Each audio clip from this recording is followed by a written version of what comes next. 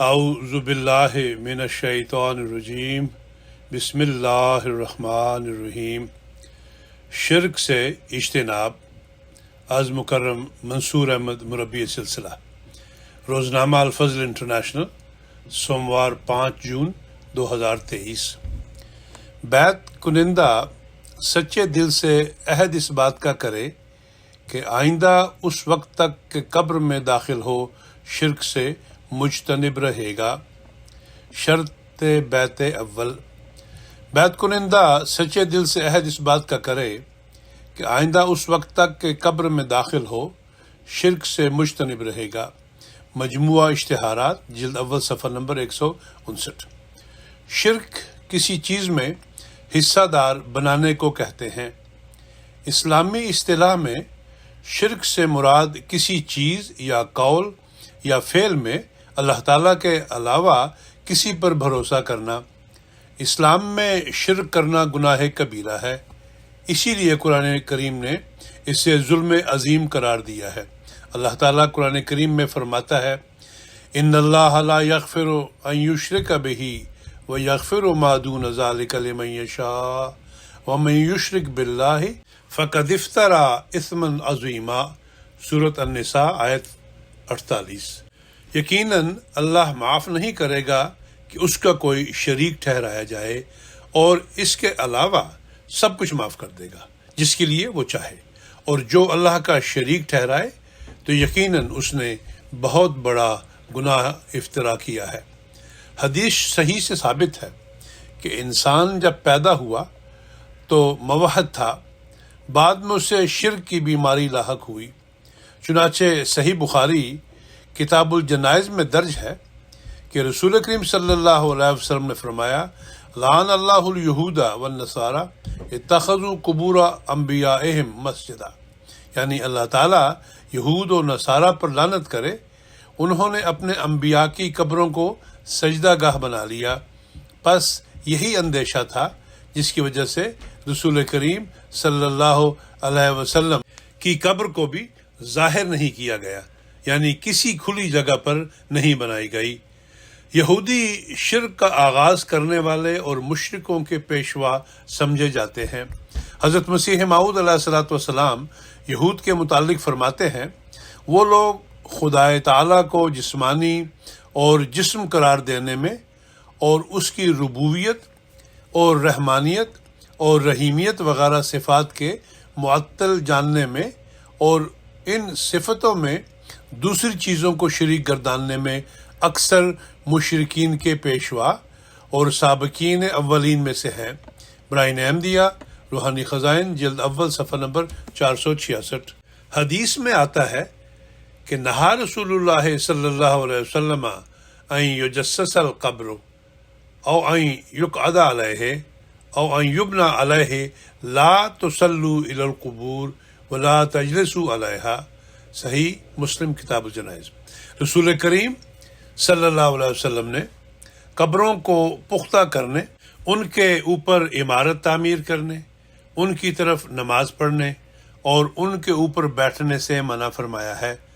شرک کی اقسام بیان کرتے ہوئے حضرت مسیح موعود علیہ الصلوۃ والسلام فرماتے ہیں، شرک 3 قسم کا ہے۔ اول یہ کہ عام طور پر بت پرستی، درخت پرستی وغیرہ کی جائے، یہ سب سے عام اور موٹی قسم کا شرک ہے۔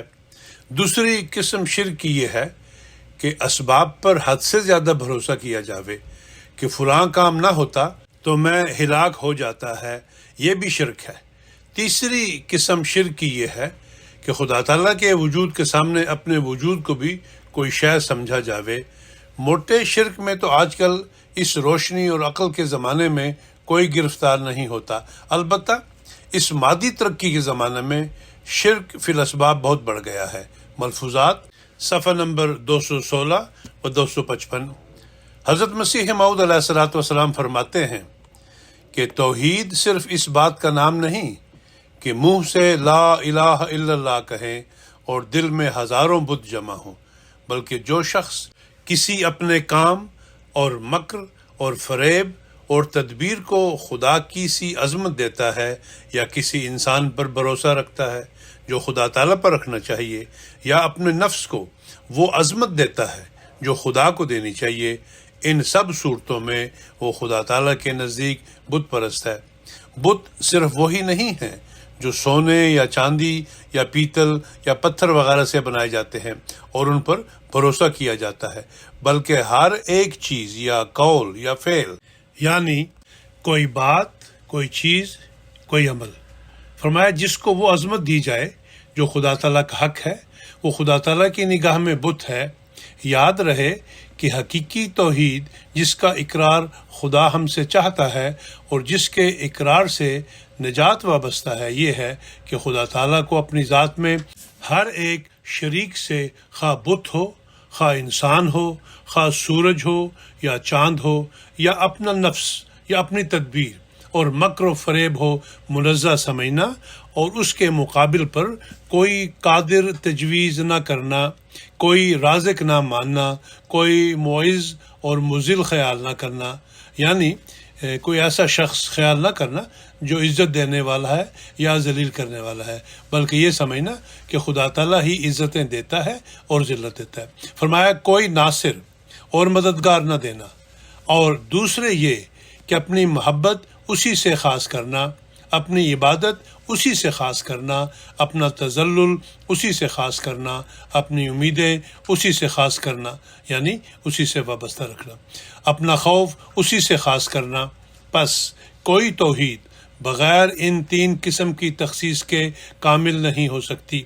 یعنی وہ کون سی تین قسم کی خاص باتیں ہیں؟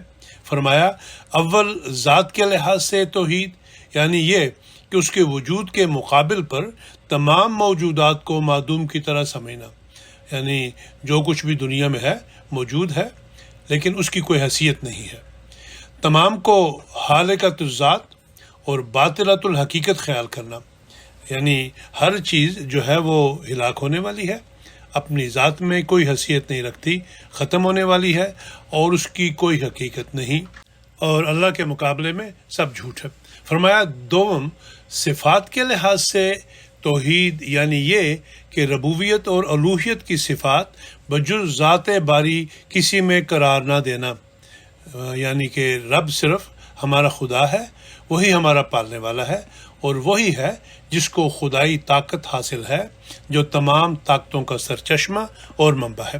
فرمایا اور جو بظاہر رب الانواع یا فیض رساں نظر آتے ہیں، یعنی یہ مختلف قسم کے جو پالنے والے نظر آتے ہیں یا جن سے ہم فائدہ اٹھاتے ہیں، فرمایا یہ اسی کے ہاتھ کا ایک نظام یقین کرنا، یعنی یہ سب لوگ بھی جن سے ہمیں فائدہ دنیا میں مل رہا ہے یہ اللہ تعالیٰ کی وجہ سے ہی مل رہا ہے اور اللہ تعالیٰ کے نظام کا ایک حصہ ہے۔ فرمایا تیسرے اپنی محبت اور صدق و صفا کے لحاظ سے توحید، یعنی محبت وغیرہ شعار عبودیت میں دوسرے کو خدا تعالیٰ کا شریک نہ گرداننا اور اسی میں کھوئے جانا۔ مراد یہ ہے کہ یعنی عبادت صرف اور صرف اللہ تعالیٰ کی کرنا۔ سراج الدین عیسائی کے 4 سوالوں کا جواب، روحانی خزائن جلد نمبر 12 صفحہ نمبر 349 اور 350۔ ہمارے پیارے امام حضرت خلیفۃ المسیح الخامس ایدہ اللہ تعالی بنصر عزیز فرماتے ہیں، بعض شرک تو ظاہری ہوتے ہیں، لوگ بتوں کی پوجا کرتے ہیں، شرک کرتے ہیں۔ جو مشرکین تھے وہ اس زمانے میں بھی کیا کرتے تھے، آج کل بھی بتوں کی پوجا کرنے والے ہیں جو خود انہوں نے ہاتھوں سے بنائے ہوئے ہیں، جو نہ ہی کسی قسم کا نفع دے سکتے ہیں نہ کسی قسم کا نقصان پہنچا سکتے ہیں۔ اور یہ شرک جو ظاہری شرک ہے یہ ہر ایک کو نظر آ رہا ہوتا ہے۔ بعض مخفی شرک بھی ہوتے ہیں، کسی مشکل وقت میں دنیاوی وسائل کی طرف نظر رکھنا، دنیاوی اسباب کو ضرورت سے زیادہ توجہ دینا اور تلاش کرنا۔ خطبہ جمعہ فرمودہ 24 اپریل 2009۔ شرک کو اللہ تعالیٰ انتہائی ناپسند فرماتا ہے اور مشرک کو کبھی معاف نہیں فرماتا۔ یہی وجہ ہے کہ شرک کو گناہ کبیرہ کہا گیا ہے۔ ہم احمدی حضرت مسیح موعود علیہ الصلوۃ والسلام کی بیعت میں آنے کے لیے جن 10 شرائط پر عمل کا عہد کرتے ہیں ان میں سے پہلی شرط شرک سے اجتناب کی ہے۔ اللہ تعالیٰ ہمیں توفیق دے کہ ہم اپنے عہد بیعت کو کما حقہ نبھانے والے ہوں اور خدا تعالیٰ سے کبھی بے وفائی نہ کرنے والے ہوں۔ آمین۔